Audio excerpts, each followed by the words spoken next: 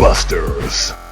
Family, we are back in effect with another remote episode of BlackBusters, the best movie review podcast in the world. In the world, Craig. In the world, Craig. I am your host, Big Jai, Medium along Jai. with my co-host. Because this is about politics, I'm taking it back to the founding fathers. I'm Hamilton. Hamilton. I like it. Creative, bro. Creative. Thank you, bro. Hamilton. And we are sitting here today. We're going to get into it. We're going to do a film today that does not get talked about. Yeah. Not even, you know how the phrase is, doesn't get talked about enough, doesn't get enough respect. This doesn't get talked about. Period. Right. Not that it doesn't get talked about enough. It doesn't get talked about, period. And that's why we're going to talk about it. Okay?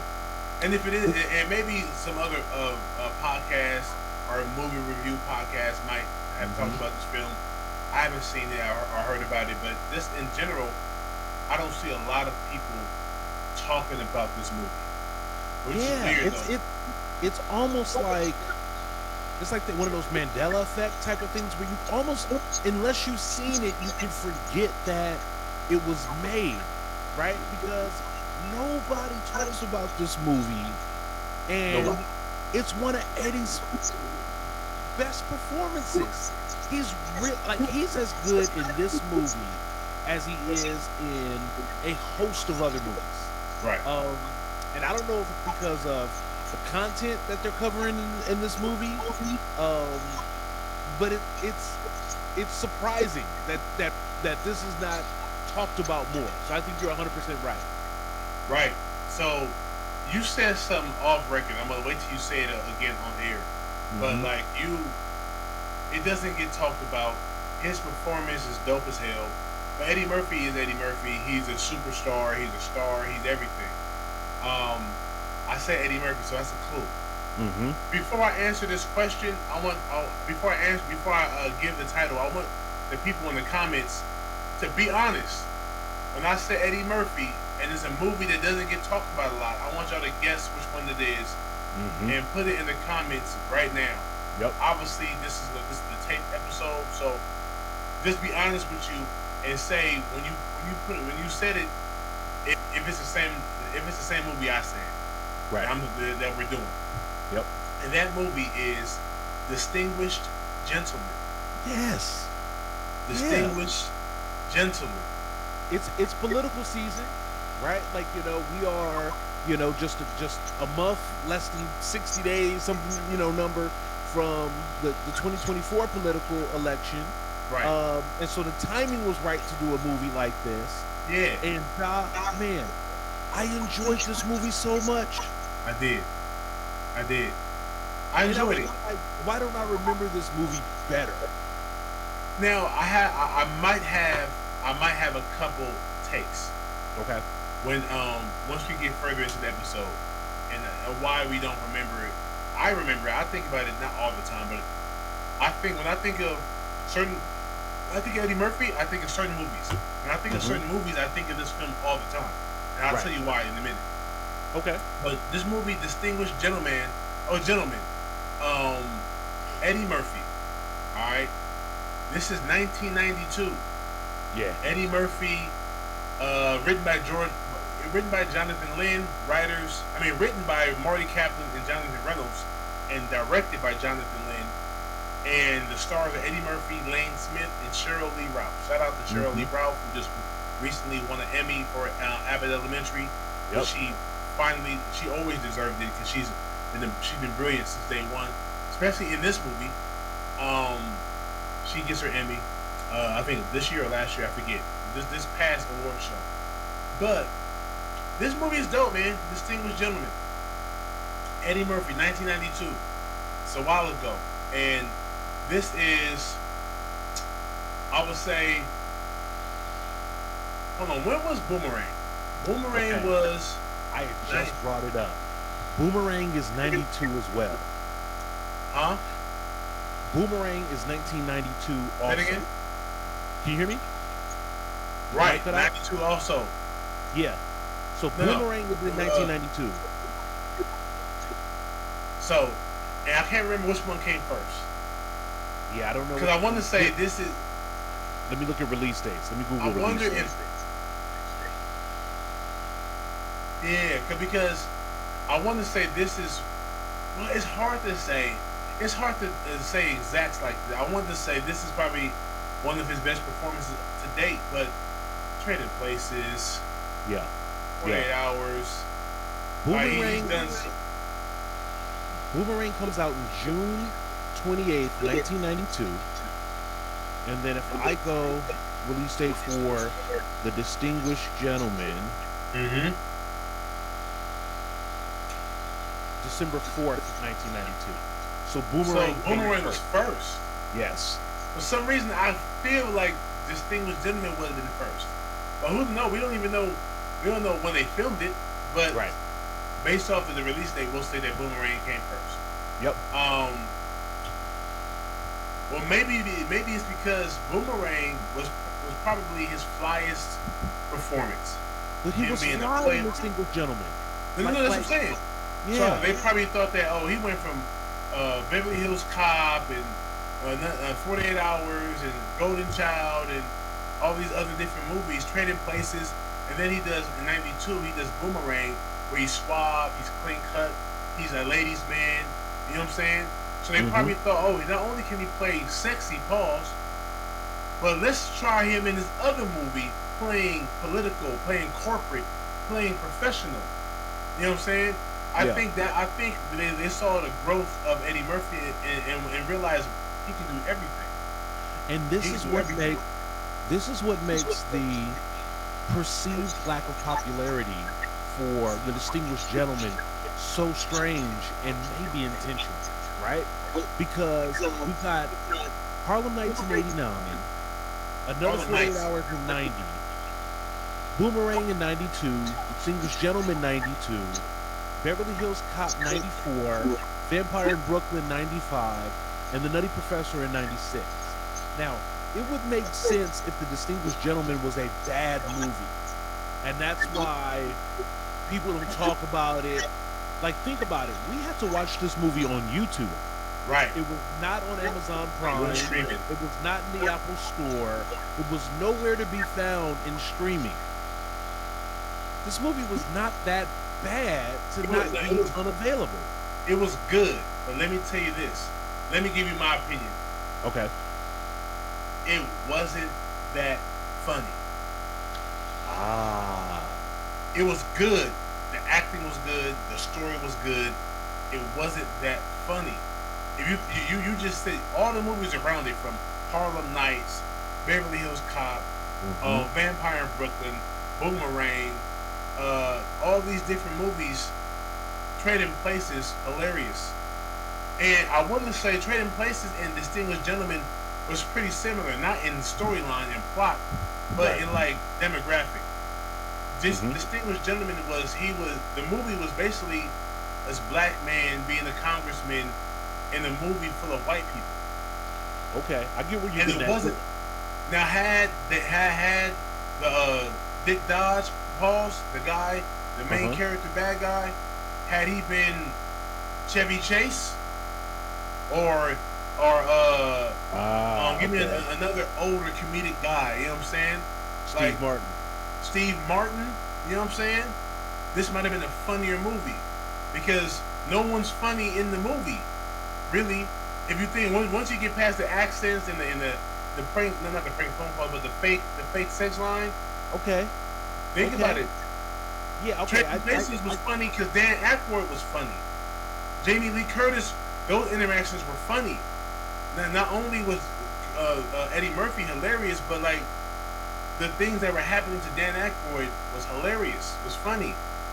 Okay, I get where you're coming from. Is you're kind of saying, like, maybe this movie isn't ranked higher because just in pound for pound, joke for joke, laugh for laugh, even though we like this movie, it just doesn't have enough laughs. Right. It's just not as funny enough to rank. Now, for me, and I don't disagree with that. for me, Eddie does a lot of the things that Eddie does well in this movie. His impersonations are dope. His improvs are dope. His little asides are dope. Um, he's really good in it. But I think that's the point.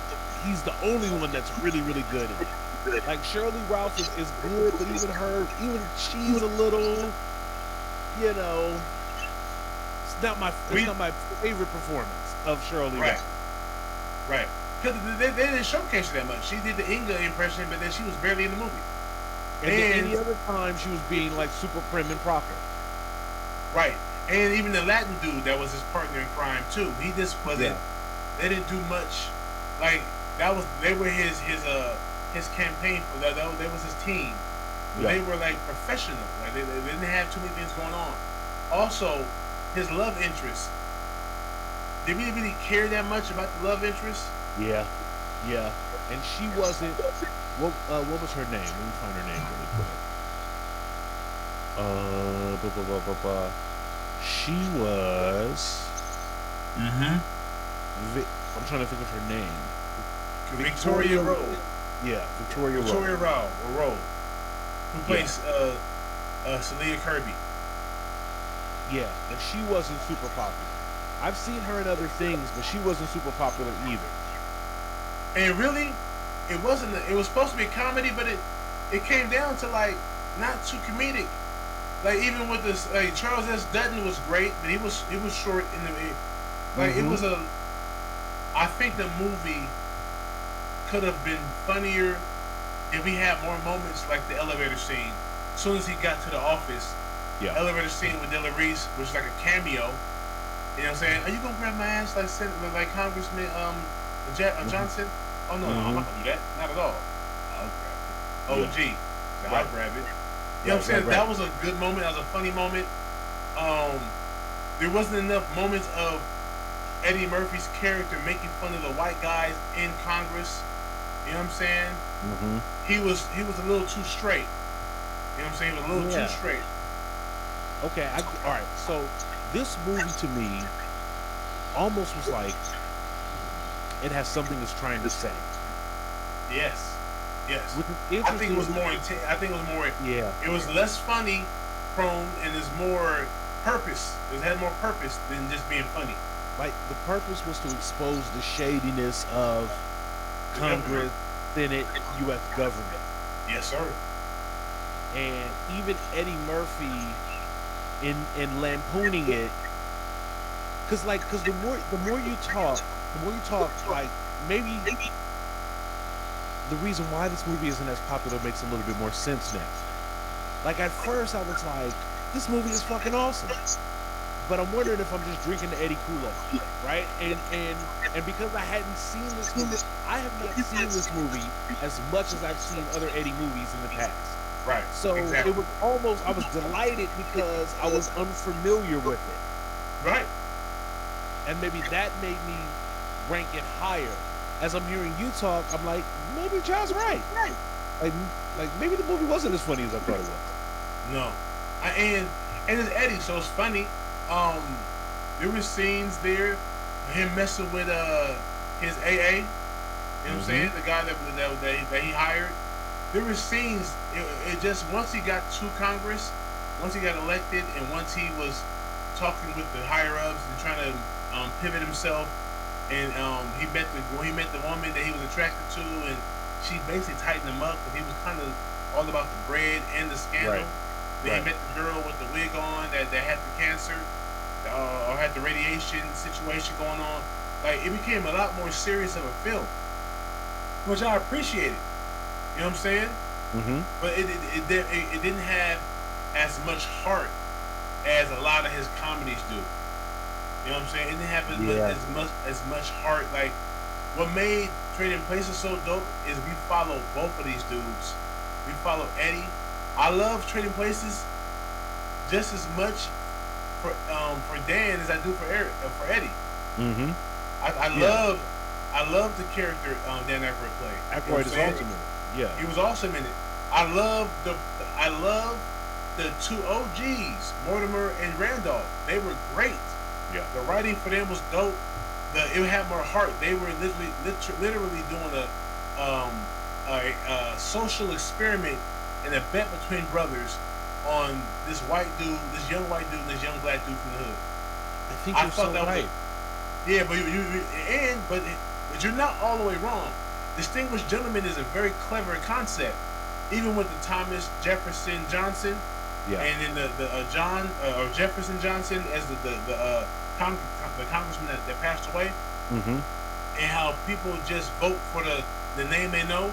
Yeah. So Yeah. it makes sense. And then even when he was like, babe, even the white couple, they was like, so who do we normally vote for congressman? He was like, isn't it Johnson? Yeah, that's Johnson. We'll vote for Johnson again. That's true. Like people, but this movie was more intensive. It was to show that politics ain't what you think it is. And what's That's interesting, Josh, yeah, I think you're right.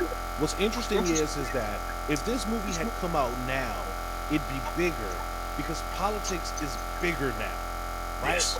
Like in 1992, I don't believe there was a CNN or an MSNBC. There certainly wasn't a Fox. I don't think Fox was around in '92, It came. or if it was very, very early. It had to come years later because my dad, when I was in high school, my dad was watching CNN and C-SPAN. He Right. watched CNN, but I wasn't in high school in '92. Yeah. So, but I know in '96 I was, '97, '98, '99, and he was doing those things. So if it wasn't going on, Hmm. I know that once the OJ trial hit, that's when Yeah. all these different channels was coming on, like CNN. Like all news all the time. Yeah, And then you yeah, get, yeah, yeah. So like, it might not have been on '92, but it might have.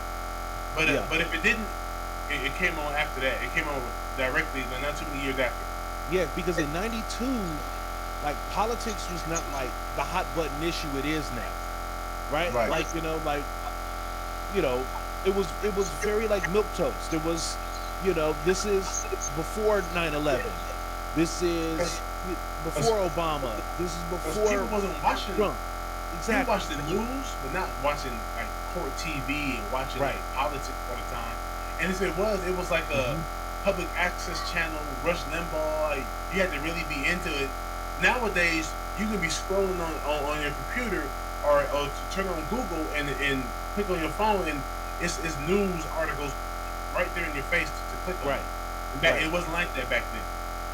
Yeah, and so this movie comes out talking about that environment, maybe at a time where like people weren't hyper interested in it, because like what the movie does is the movie does a great job of showing like all the okie doke that's being run in Washington D.C. Like now people are more familiar of what like a super PAC is, right? And all of these other things. But in 1992, nobody really knew about it and nobody really cared, right? Right. And so they were shedding light on an institution that I think maybe wasn't popular. And that's kind of like what brings my next question was like, who is this movie for? Like this movie, I don't think it wasn't for black audiences, I right? don't think so. And so the fact that like this movie wasn't for black audiences, maybe it was for white audiences or for politically astute audiences. Maybe that's why it was a miss. What do you think? Right. I think so. I don't think it was for us. It was for me. I watched it because I'm an Eddie Murphy fan my whole life. So Hmm. I watched every movie, even Holy Man.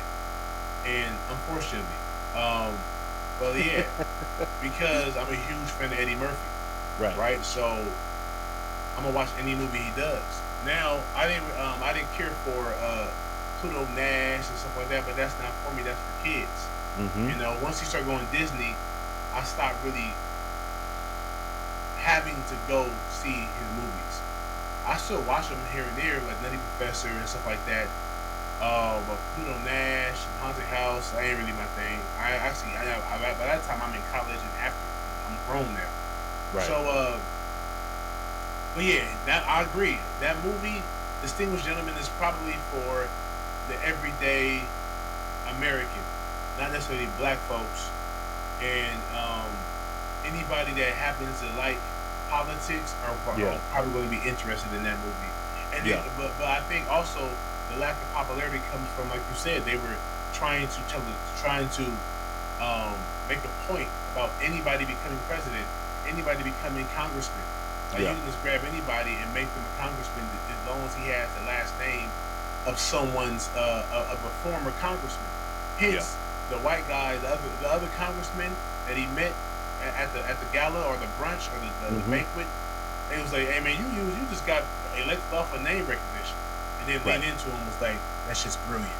Yeah, like so it goes to show that it's telling you that there's a lot of congressmen that are not fit to do their job, but they're in that position.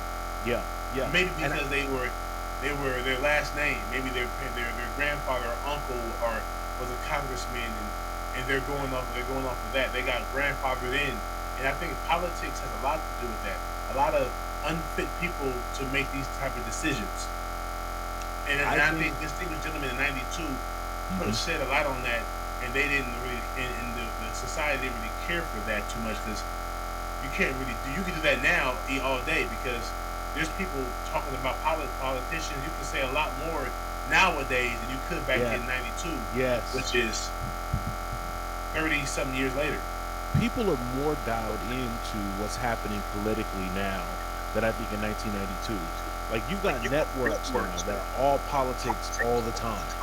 So if you like politics, you get your full feed. You get your full share. You can drink from a fire hose if you want. You can have as much politics as you desire.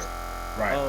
What I thought was interesting about it is the fact that, like, you know, like he's a con man, and when he gets to DC, everybody's like, you're gonna fit right in here. Like the con man, get over, get money type of mentality that Thomas Jefferson has. People were like, game recognized game. Like, you about this bread, you about like saying one thing and doing another, you about like being kind of full of shit. Oh, you're gonna be perfect here, right? That's symbolic. That was interesting. Yeah. Yes, you are a con man. The log line. A con man uses his last name and quick-witted trickery to gain a spot in Congress. That's the log line. Let's just say that was. I just made that up, but like, that makes sense. You know how many con men in real life are congressmen? Yeah. Come on, man. Yeah. So I think it was a little too real. Not, and when I say it wasn't funny, it definitely was funny. It wasn't as funny as his movies that came out the same year and or a couple years after and before. Yeah. But it also might have been a little too serious. It might have hit home too well. I can see a lot. For example, you know how people say don't go to parties and talk and discuss politics with strangers. They say one thing you don't do is talk about race and don't talk about politics. Right. When you got a whole movie talking about politics, I can see it leaving a bad taste in a lot of people's mouth. Like, I don't know if I agree with this. This movie's not good, because they're thinking about how untrue or how true the politics are in this movie. And the thing about this movie, John, is that the politics is like nonpartisan. Like, it wasn't like Democrats or Republicans. Like, they didn't even really get into that. Right? It was just like there's a shadiness that exists in it. Right? That anybody that comes up here has that kind of like shadiness. I mean, they showed that like a good portion of the people were unprepared. Remember the two white guys like that he meets at the party, at the cocktail party, and then like none of them know how a bill gets made or know what they just voted on when they're talking to the kids, right? Like, everybody up there is running some sort of hustle or con. Remember the dude was like, I was the tight end for, I forgot what team he said. He was just a tight end, and he got into politics when he blew his knee out, and he had this money, and probably had boosters from the school. I mean, the pro team. He just probably had to support. You know, you should probably go into politics because there's money in there. Hence, and people know your name. The guy was like, I got a 1.3 million and 1.5 million dollars left in my campaign. I'm gonna retire and just take that money. Yep. And dude was like, or I can put you on the ballot to run again, and you'll make even more money. He was like, well, in that case, sign me up. Yeah. Right. You know what I'm saying? Right. Yeah. A lot of these guys are. I I think what it's saying is the average politician, whether it's 92 or 2024, is more so interested in the bread and the power than to do some change or make America better. Right. I honestly think that's what this movie is about, and I'm sure there's a reason why it hasn't been sold onto a streaming site like Netflix or Hulu or Amazon Prime. You got to watch it on YouTube. That's crazy. Yeah. I mean, And on top of that, this message is being pushed out through the face of a black man being the lead character. yeah. I mean, I think what they tried to do is 92, Bush loses the election to Clinton. And Clinton was like the first time that, like, I think presidential elections were starting to become a little bit more mainstream.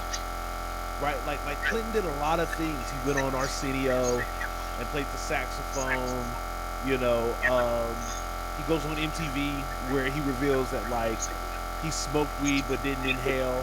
Right? So, like, Yeah, sure he there did. was more attention to what was happening politically in '92. Like, it was just kind of starting. And then, of course, you know, Clinton with the Monica Lewinsky, and then it just became, you know, super sensationalized. But yeah, I think they were trying to tap into an American society that was starting to pay a little bit more attention to what was happening politically. Right. Right. But to your point, like, the movie doesn't have a ton of star power, right? Right. It's only got a handful of scenes that are, like, quotable. Like, this movie has no real quotables. Nobody uses lines from this movie in, like, their day-to-day, you know, conversations. The best line in the movie is "son of a bitch." Yeah, right. Son of a bitch. Right. Yeah, I think you bring up some really interesting points about this movie, Josh. That, like, when I was rewatching it, I was like, I love this movie. I'm also like a low-key political junkie. I really, you know, I pay a lot of it. I pay more attention than what's necessary to what's happening in politics. So the inside joke of it all kind of, like, hit well with me. Okay. But as I was watching, I was like, man, I'm really enjoying this movie. Like, why is this movie not so popular? But am I afraid to say that, like, it's not really good? Like, is it good? Like, it's good. It's good. Why isn't it more? Is it the subject matter that's just not as popular? Like, why is this movie not as popular? Because it's not as funny. It's not as Eddie Murphy. It's Eddie.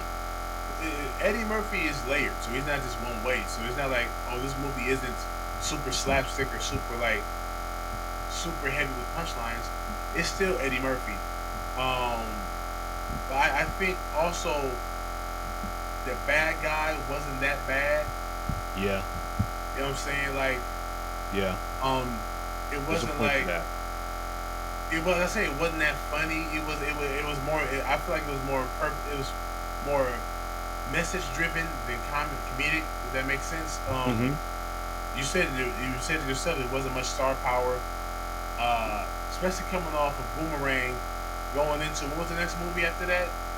So after Boomerang, there's a 2-year hiatus, and then there's Beverly Hills Cop 3. Yeah. So there's action with comedy in him, doing so many antics, getting sneaking into parties, sneaking into events, and using his personality and his comedy to distract people. That's just a doper type of movie than this is. And on top of that, politics is boring to those who don't pay attention to that are not into it. Yeah. So it's like, how are we going to make a movie about this? Mark Lawrence. I mean, Eddie Murphy's going to play a character where he's like this con man that swindles his way into Congress, and then while he's trying to make as much money or gain as much power as he can, he realizes he ends up doing this job. He becomes a better man in the process of trying to finesse the government. I mean, that's literally the plot to this movie. Right. So, like, that's how interesting it is. How interesting it is. Like, there was no funny moments, even with the girl. Like, when he talked to the woman and they were walking down the street, at the Capitol, they was walking around. and they're falling in love and shit like that. Yeah. And it's like it was a good movie because of Eddie Murphy and the performances were dope, but it wasn't funny like Eddie You know Murphy what? films are. Yeah. What would have made this movie more funny is if it was like structured kind of like Ocean's 11, right? Like I like the beginning part of this movie where you can see the hustle and the cons. Like you can Yes, see the con that he's running to get elected, and that's like super cool. right. Um, if the movie was filled with like him and his crew running cons, like even when we get like the con at the end where we kind of like oust our congressmen and the do batters, it happens so fast and remarkably unclever by comparison to some of the other capers that they've run. So like if this movie had like a Sherlock Holmes vibe or like a Ocean's 11 vibe where it's just like you don't realize that they've been setting up this con the whole time. But like after he gets to Washington, the con kind of falls apart, right? Yes, And I was. so that's when the movie stops being fun and funny because But yeah, yeah. you know One of his scenes with the wife of the deceased congressman, and you sound Mhm. like this. I came from the university, and he came to Yeah, speak for us. Like that's what I loved. that's But great. but by the time he got to office, he stopped that. There was no more of Yeah, that. yeah. You know what I'm By the saying? time we get to DC, I think that's the point. What This he should movie have is did, funny up until the time he gets to DC. what he could have did, not should have did, but what he could have did was talk like that as Thomas Jefferson Johnson. The And whole then when he's with his time. people behind closed doors, he's Hmm. like regular. He's regular Thomas. And then Yeah, even when he's talking with the girl, he has to keep up the front. yeah, And then she finds out that he doesn't talk like that. Why you sound different? What do you mean? No, stop, Thomas. You don't sound yeah, like that. You yeah. sound like you're from the South. You you got your finger on it, Josh. Because like, I think what would have been funny is if because in this movie he gets to DC and and suddenly he's stupid. Like he doesn't know how DC works, and so this cunning, crafting con man gets to DC, and now he's inept, right? Um, if he still keeps finding success, I think it would have been a doper movie if there was a long con all along, right? And he gets to DC and he knows what to do.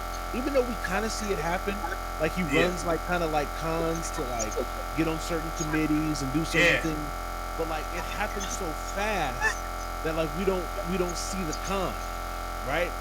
right. Even the stuff that they're doing with like energy, like he brings his boy up, and this boy is pretending to be, like somebody that works for the EPA. Like all of that stuff happens so fast that like I think it takes away from like the big con, the big game that he's running. Right. And I think that probably would have made the movie work and would have given the other characters other things to do. Like the Latin Uh-huh. homie that comes up with him, all he really does is sit in the Answer office phone. and answer Answer phones, phone. right? Whereas he was a part of the con back in Miami when they were getting over. So like yeah, like if everybody had got up there and everybody was running a con like Ocean's 11, I think this movie would have done a lot better and maybe been a lot funner because we would have been like buckled up for the entire ride. Right. Like this movie Right. kind of like lets you off after he gets elected, and then doesn't really grab you again for the rest of the movie. You know what? I'm gonna bring something up. This movie is Eddie Murphy, so it's automatically funny because he's funny. You Hmm. would think, but I'm gonna throw another movie out there and compare them. Chris Rock's Head of State. This is a great comparison. This is a great I comparison. have to say this. I'm thinking about it as you're talking. I'm like, Chris Rock is a legendary comic, right? Hmm. Great, Hall of Fame comic. I respect him. Think he's hilarious. But for me, he's no Eddie Murphy, Not even close. right? Especially on screen, Right. especially in movies. And Chris Rock has done his thing in movies. He has He's done this thing in several films that, yeah, he's definitely a bigger. He's a star actor. Yeah. He's not a great actor. But he's a star. You know what I'm saying? He's Chris Rock acting in this movie. But I'll never say. I'll I'll look back at Head of State. As a matter of fact, we'll do Head of State very soon. We might do that Okay. next.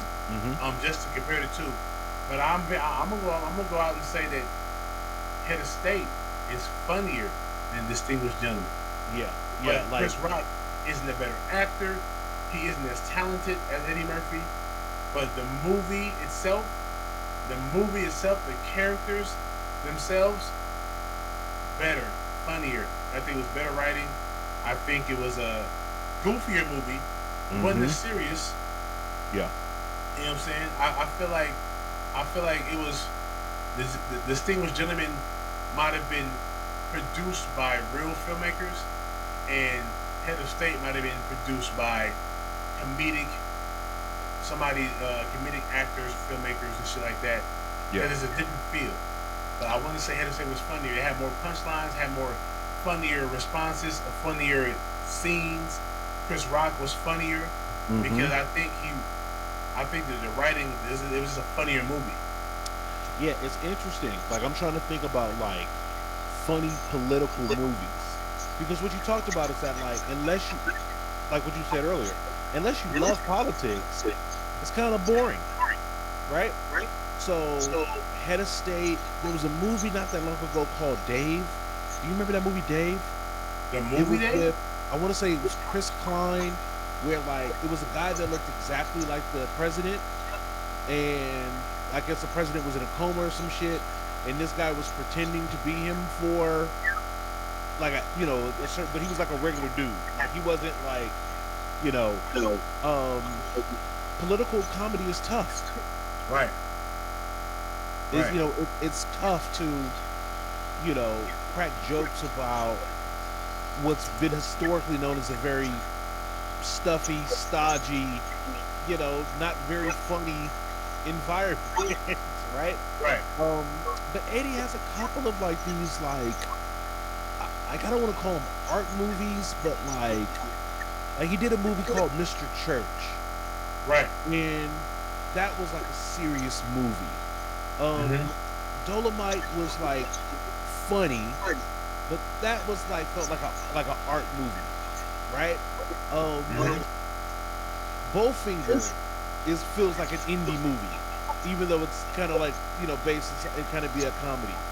Um, it's just interesting that like the fact that like Boomerang comes out in June after the success of Boomerang, you would think that this movie would have been a runaway hit in just Right. terms of overall popularity. But it's really kind of like feels like a forgotten Eddie Murphy movie. Right. I agree. Like, it feels like a forget. And when we were talking during like the show prep, at the time I thought that, oh, it's because they're talking about things in politics that like the powers that be maybe don't want out there or don't want people to know. I don't know if Right. I still think that. Like, I think you might have better explained it, which is like this is a good movie, but there's not a lot to love here. Um, the replay value on this movie is very low. Like, you don't really need to watch it over and over again, Because because to it, the part, like, it isn't super funny, and the parts that are funny are not parts that you're like, I gotta see that scene again. Like, right. it's like a Almost bunch every of, scene in Boomerang was a scene you can clip yes, up. He was looking for the dog, Curbster, mm-hmm, Kirby. When yeah, he's in the room with Leela Rashawn, he's about to smash. When he's yeah, at lunch with his coworkers, Mark Lawrence and David Allen Greer, and they're just talking. When he's at the mall inside the men's suit store, mm-hmm, talking about that, where when he's at work, it's hilarious. He's in the presentation room with his different coworkers and shit like that. It's funny. yeah, It's sexy. It's cool.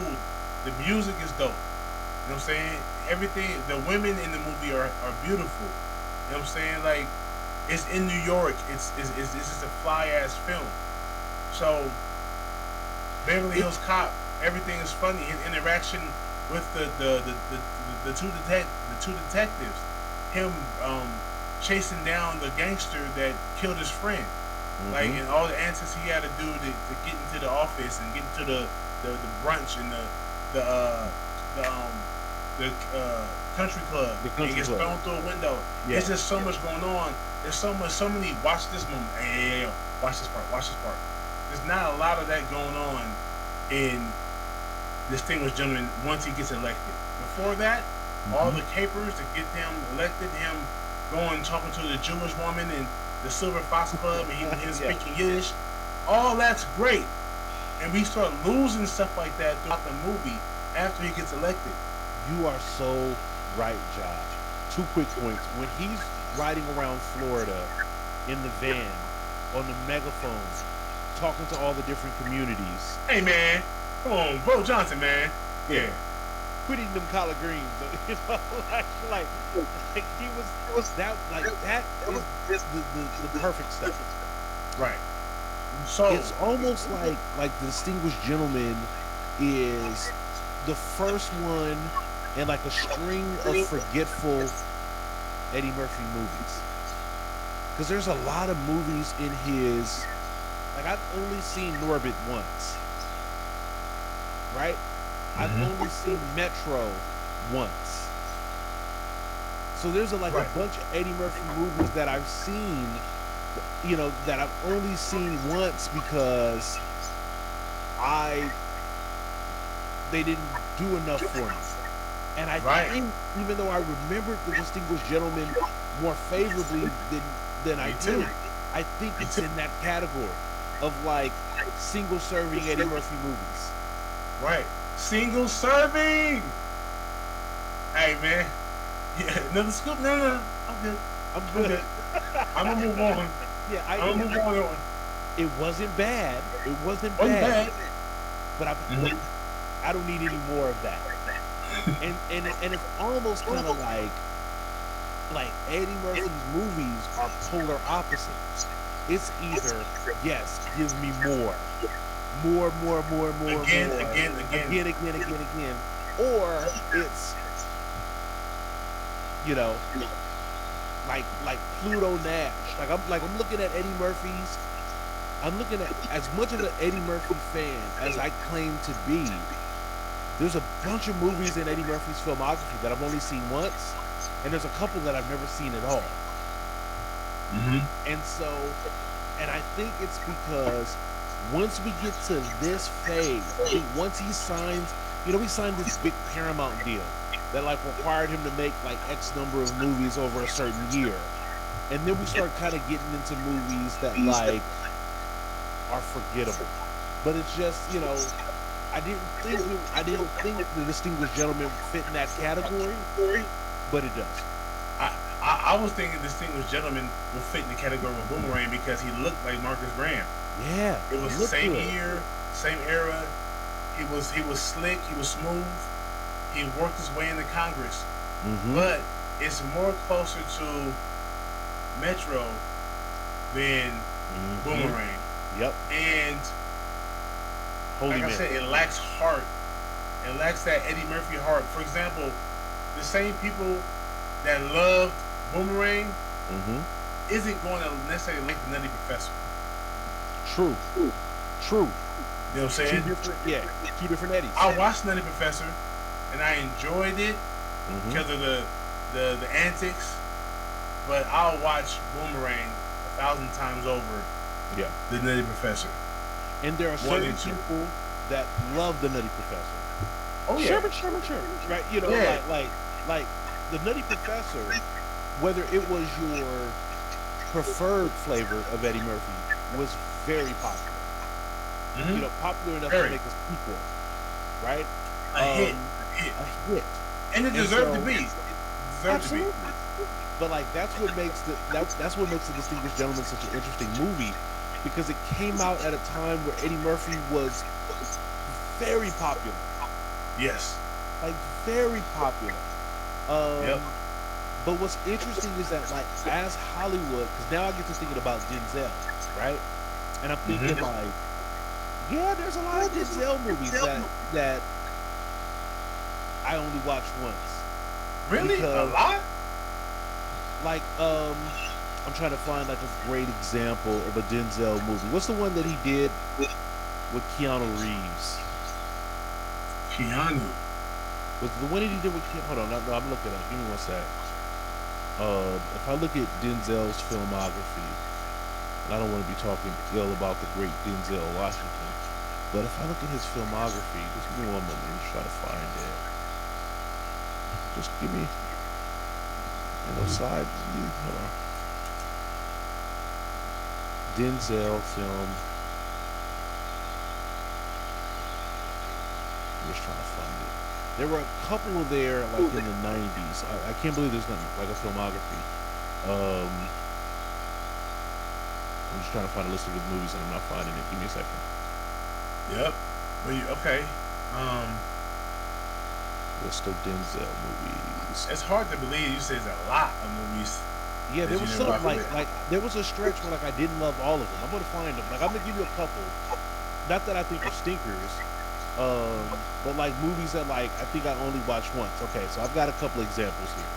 So for like Virtuosity, that's the one. Not with Denzel, it was with Russell Crowe. Uh huh. So like Virtuosity is like feels like kind of like one of those throwaway movies. But you know what? Like I'm actually kind of full of shit because I like a lot of Denzel's movies. Like I like Siege, I like The Bone Collector. Yeah. Yeah, I love Men on Fire. Yeah, Yes. maybe when we get towards like the early 2000s, like Inside Man, like What? Deja Vu. Am I tripping? You tripping, bro? Go back. We gonna have to do all these films. So Yeah, I'm full of shit. These movies are dope. Inside Man with Clive Owen. Yeah, With Clive Owen, Chiwetel Okafor, and Jodie Foster, yeah, and him. yeah. Oh You're yeah, right. this You're right. the writing, and then the when he did his he kept doing when the Clive Owen's character, well, basically they didn't find him. They didn't find the place was robbed, and nobody was none of the money was taken or something like that. Yeah. And they were interviewing all these people, hundreds of people, or like dozens of people, and then he found out what was actually robbed inside the bank, and the twist at the end, Inside Man, was crazy. I was tripping because Even Virtuosity, to see him, I gotta watch that movie again because I haven't watched it since back in the '90s or whenever it came out. I think that's the one example. I think that Russell Crowe was great. Yeah, It was a little extra with the sci-fi. That's not really Denzel's speed. early science fiction. Yeah, I think that probably was the one movie that I was locking on and thinking that there were others like it. But the truth of the matter is that there's not. Like like all of Denzel's movies are dope. I think that's the comparison in some respects to Eddie, because not all of Eddie's movies are dope. No.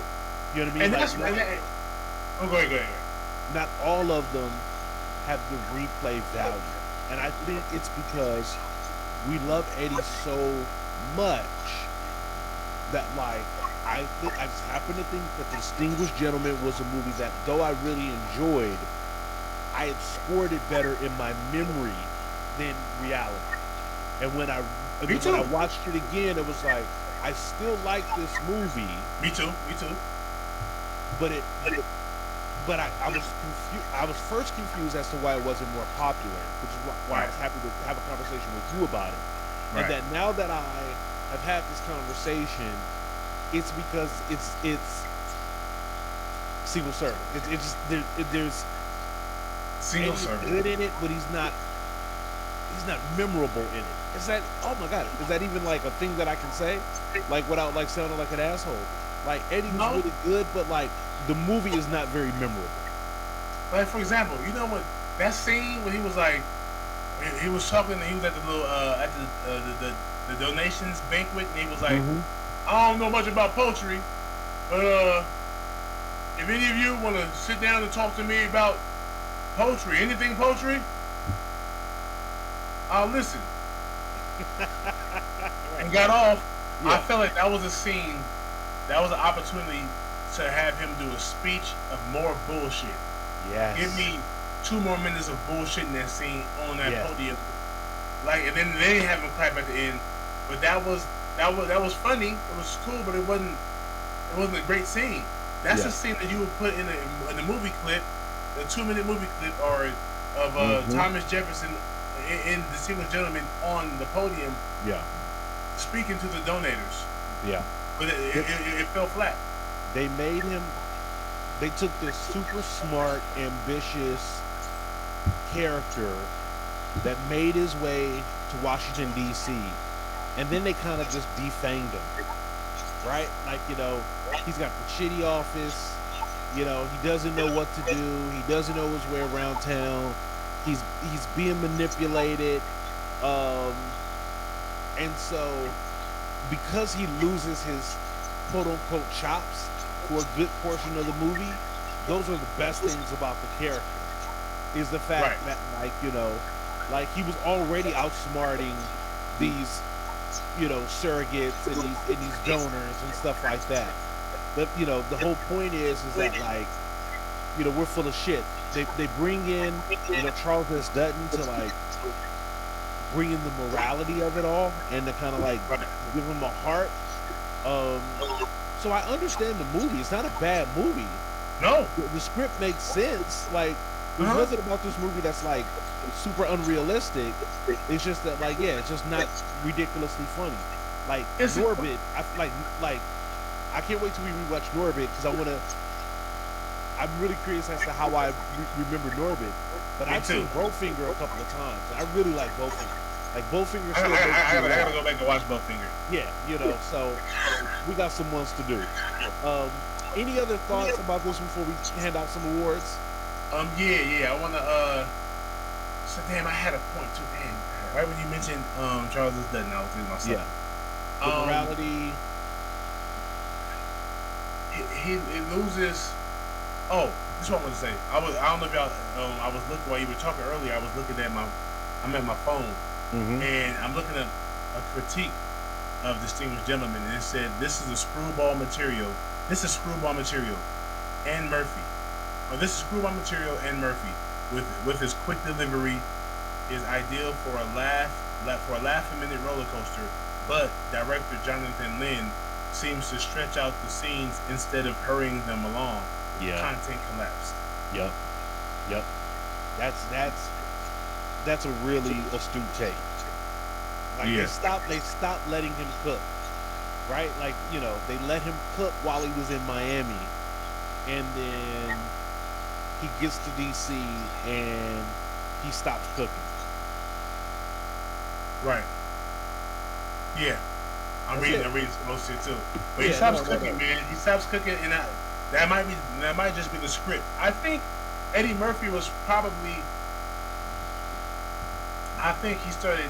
For one, when he went to Disney, he started doing goofy movies. Yes. And Goofy is fine. He was very successful doing them, and he made good movies. Nutty Professor, Haunted House. What's the other one he did? Dr. Dolittle. Dr. Dolittle. With Daddy the animal Daycare. Daddy Daycare. That's not our demographic. You know what I'm saying? Our age range, even. At that time, especially. At that time, yeah. If I was a kid, Daddy Daycare would have been great. You know what I'm saying? If I was a kid, Dr. Dolittle. Dr. Dolittle would have been even better. Or Nutty Professor. I still enjoyed those movies, but it was like, okay, I didn't enjoy them like Harlem Nights, Boomerang. Yeah. You know what I'm saying? Yeah, like, those type of movies. Cursing Eddie. Right, Cursing Eddie, Adult Eddie. You got to sneak and watch it at your homeboy's house, Eddie Murphy. Yeah. If you're too young to watch his content, that's the Eddie Murphy that had he kept making Harlem Nights and Boomerangs, he'd be crazy. You know what I'm saying? Like, if you think about it, like, there are some actors that are so popular. Like, if you think about, like, The Rock, right? Like, The Rock went from doing action to doing, like, a lot of kiddie movies. You know, Race to Thunder Mountain, and you know what I mean? That he did, like, with the little girl playing the football player. And then he did some adult movies like Driver or Faster. Yeah. Snitch. Even Fast and Furious, those type of things. Then he also would do Jumanji. Right. You know, like, so sometimes, like, I think, like, an actor is so popular that the studio was like, we can put them in any. They did the same In thing with anything. Arnold. They did the same thing with Arnold Schwarzenegger, right? Yeah. Like like Schwarzenegger was doing Kindergarten Cop. You know what Which I mean? I actually love though. Which is a great movie. That actually worked. Yeah. That actually worked.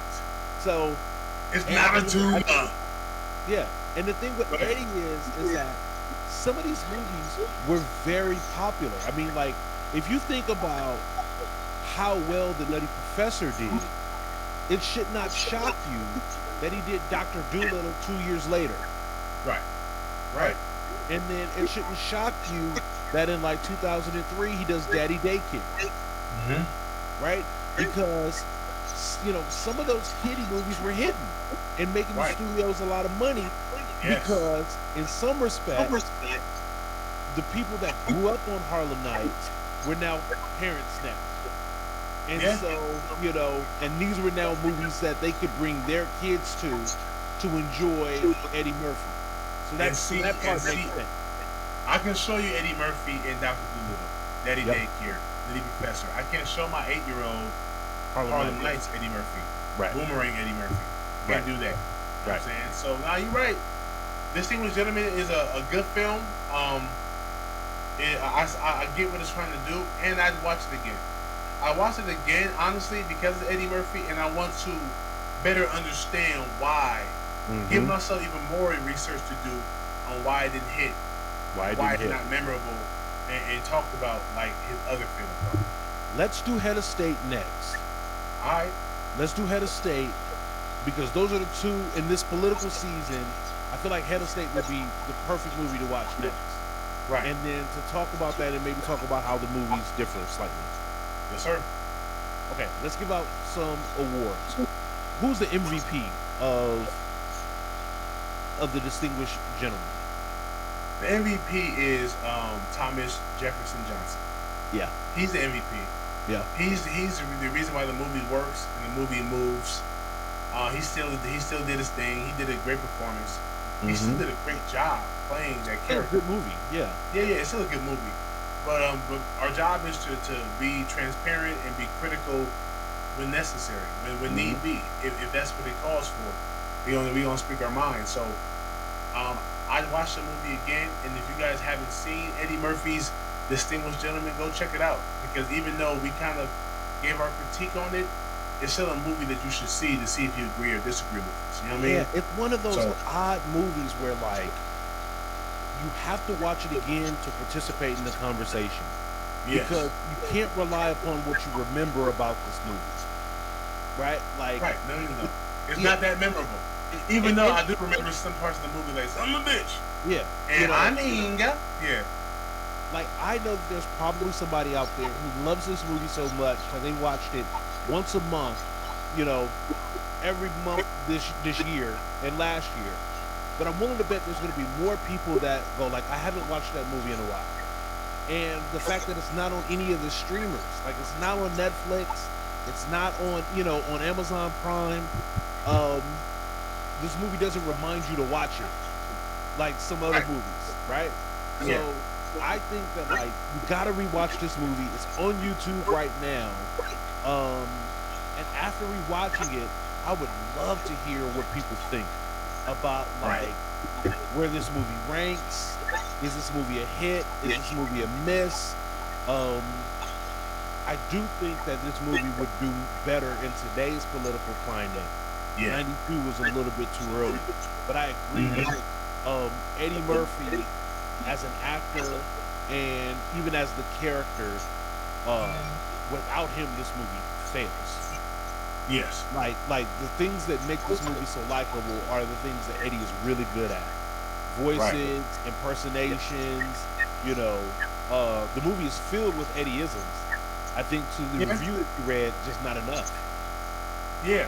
I think he should have been that same guy that he faked to be for the congressman's wife, the widow. That guy was hilarious. That guy was way funnier than Thomas Jefferson. Yep. If he would have brought that character to the podium, and when he was talking to all these congressmen, all these politicians, and talking like this and everything, and Florida, I'm from a private school, is the keys in Florida, and SATs at Florida University, and if he was doing that the whole time, putting on that act, yeah, that would have been great. Same reason why he played African dude in Coming to America the whole way. Right. That was he really played an African dude from Zamunda. It was hilarious to see. Yes, indie face. Like, you know what I'm saying? Like that's what made Coming to America so funny. Mm-hmm. Give an African dude, send him to Queens, New York, in the '90s, in the early '90s, and see how he moves. Yeah. Watching him behave in that world was hilarious. Mopping with the mop inside the bucket on wheels, that's hilarious. Yeah. Then Samuel Jackson's character coming in and sticking the joint up with a shotgun. No one's attacking the dude with a shotgun. Right. But Prince Hakeem from Zamunda will. We should have saw Thomas Jefferson Johnson play this goofy, corny guy that's from the Ivy Leagues. He did some fictitious paperwork to make him seem like he came from Harvard. Yeah. You know what I'm saying?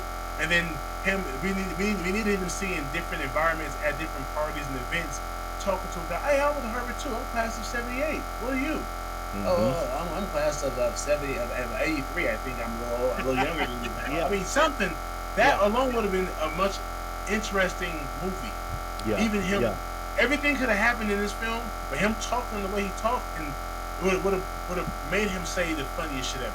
Like everything he did in this movie should have been him playing some sort of, like when he is playing the guy spraying for bugs. Yes. And he's playing like that was funny. Like that was the whole funny. Movie should have been about him masquerading as something or other. Right. Putting on a wardrobe, putting on the con. Mm-hmm. Like, you know what I'm saying? Yeah. Just like when he walked in there as an officer and the Latin dude had the mustache on and he was this big Latin lover and Inga was playing Inga, and then as soon as they left, she turned back into what was her name? Frida. Not Frida. It was Miss Loretta. Right. Miss Loretta and Inga, seeing her play Inga was dope. When she was like, hello? I know, we can't tie this line up. Bye. Click. Hello? Mm-hmm. Oh, yeah, this is Inga. To see her jump around like that was dope. You know what I'm saying? We should have had more scenes with Della Reese in it. Della Reese and Eddie Murphy would have been magic. That's why Harlem Nights was so dope. Yeah. There should have been at least 2 more scenes where he was seeing her in the office or in the elevator or in the hallway. There should have been more of that. Or enlisted her in a part of a con. Like enlisted her in part of the con, make her part of the team, take her out the elevator and put her up in the office upstairs with you. And that brings me to my LVP. And in this instance, my LVPs, which is I felt like the crew should have did more. The crew as a whole. Yeah. Like, I like the crew. I thought the crew was diverse. I thought they had moves, but like overall the crew really didn't do anything. They were putting in work in Miami. By the time they got to DC, like suddenly the crew has no more moves. Right. They're not hitting no more licks. No more licks. Oh man, it was hilarious with the voice and his little ass body. Yeah. He was like, dude, bring him to the gala too. Have him having a conversation with somebody. Mm-hmm. You know what I'm saying? Like, yeah. There was a part where he was talking to the girl, the love interest, and he was reading information off of the computer. Remember? Mm-hmm. Because what's his name? His name is Arthur Reinhardt, Grand Shaud. The snitch aide. The snitch aide, who ended up being a snitch, which is weird. He started out wanting to help, and then ended up being the bad guy. Goofy ass nigga. But we should have had more of that, more of him on the podium with an earpiece saying silly shit because the guy is messing up or something. Mm-hmm. Something. Right. It just was too straight laced. Wasn't preposterous enough. There was a way to like get Loretta playing different voices and doing different things. Like they bring them up there and they basically just kind of sit in the office for the entire movie. Right. And so to me, the fact that they played such an intricate part in the cons feels like a little bit of a letdown. And so I would much rather love to see them be a part of more licks and capers. If this movie, to your point, had like more cons it would have made this movie a little bit better, right? Right.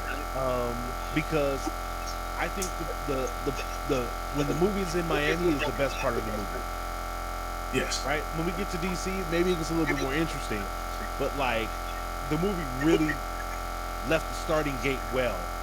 And it's not that it didn't spoil it. Like I said, I'm still going to rate this movie pretty well. But I think it does illustrate some of the problems with it. Right. I agree. Okay, so let's go to Fist. Fist, man. 5 to 3, 5 all-time classic, 1 black movie. Where do you rank? Black movie that was made. Black movie. I give Distinguished Gentleman 3 fists. Yeah. 3 fists. I'm in the same place. It's a cool movie. It's cool. Yeah. It's not funny. Right. You know, there's moments for sure. It's not dumb. No. It's not like it shouldn't have been made. I just think it didn't hit as hard as it could have. Yeah. Had certain things been in place. Yeah. This feels like an album from your favorite rapper that you're just kind of like I don't not like this album. Right. But it's just like this is not his best work. Right. You know, he must have did this one for the check. Say it again? Like he must have just did this one for the check. Yeah, and for the experience. Yeah. I'm playing a politician. I'm playing a politician that stinks in the Congress. Yep. All right. Also, the woman keeps in. That's another thing. I don't even remember her name. Celia Kirby. The girl? Celia Kirby. Victoria Rowell plays Celia Kirby. I didn't care about their relationship. I didn't care if he got with her or not. She's pretty. She's pretty, but there was no sex appeal. There was nothing that made me like, he got to get with her. Yeah. Indifferent. I remember, I haven't watched this movie in so long. The movie I'm about to say, Head of State. Yes. Which I have my critiques about that movie too, but we'll do that next. But the love interest is way better. Yeah. Tamala Jones. Yeah. Tamala Jones had way more charisma, way more likable. Yeah. Like, sexier. In '92, yeah, like she's a pretty woman, but like you're right. There was something about their relationship, like this is no knock on her, but she was not so stunning as to change a lifelong con man. Right. Like she was not that alluring for this fool to change his whole operation. And go legit, right? Nor was she so wise or her counsel so great that she reached in and touched his heart and changed him, right? Like she was a bit of she wasn't even like a smash. It just was what it was, I guess. But I think that's a great point that you're making. Exactly. I agree. So I mean. So that's another thing too. The chick, even though she did seem like the type of woman that would be in politics. She was pretty, but kind of square. Yep. She didn't dress sexy. She dressed very plain, a very average looking woman. That's pretty, but average, pretty looking woman. You know what I'm saying? Yeah. And their romance was rushed, right? Like we got to see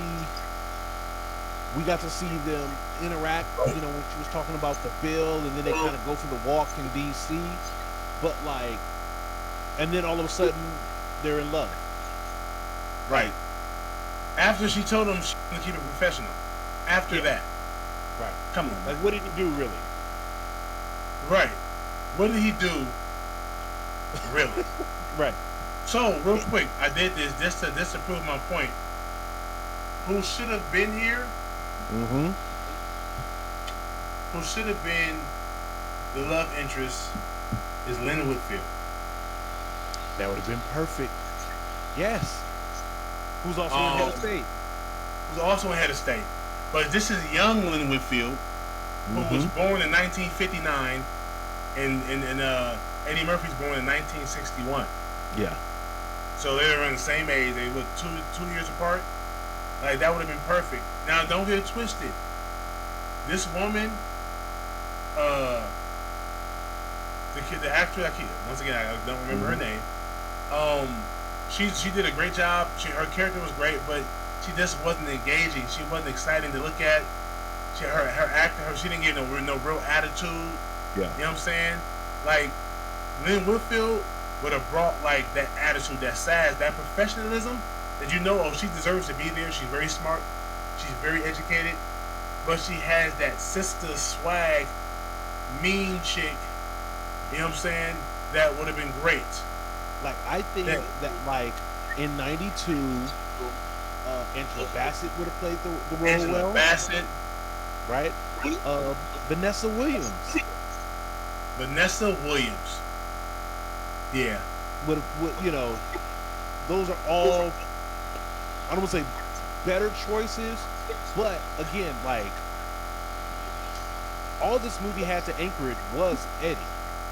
Right. Like, there was no, like, Boomerang has Eddie, it has Martin, it has David Allen Greer, who we all knew, Halle Berry, Robin Givens, Leela Rashawn.